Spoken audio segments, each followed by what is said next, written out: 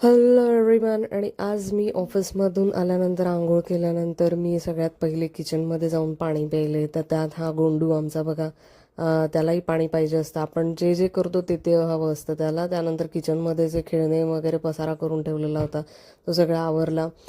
हे बेडवरती सुद्धा त्याने सगळं बेड वगैरे, चादर वगैरे सगळी अस्ताव्यस्त करून ठेवलेली होती, ते सगळी आवरली. स्वयंपाक वगैरे आधीच करून ठेवलेला असतं, त्याच्यामुळे स्वयंपाकाचं काय मला टेन्शन नसतं. हा जो टेडी आहे ना, हा टेडी जरा फाटलेला होता, त्याला शिवायचा पण मला वेळच मिळत नव्हता.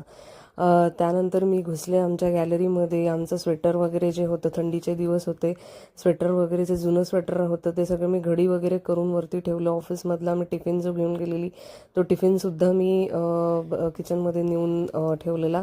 हे जे जॅकेट आहे हे जुनं जॅकेट होतं. आणि मी आता थोडं फ्रेश व्हायला आले होते. केस वगैरे घातले, सकाळचे आपण केस घातलेले असतात, तर मी हे रात्रीच्या वेळी मोस्टली बन वगैरेच टाकायला प्रेफर करते.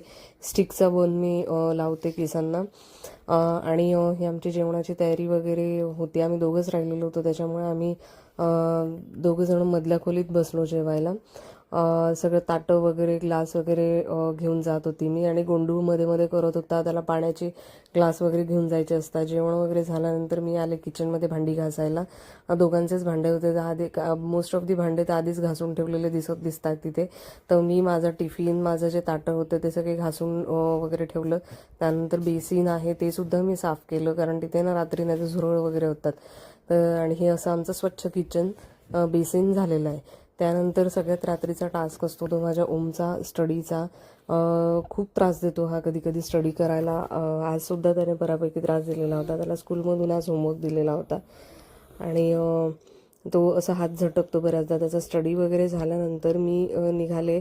मी उद्याचा ड्रेस जो तयार करायचा होता तो सगळा मी वॉर्डरोबमधून काढला. आणि ओमचं त्यामधूनही मध्ये मध्ये होतं की मला टी व्हीमध्ये हे लावून दे, मला ते लावून दे.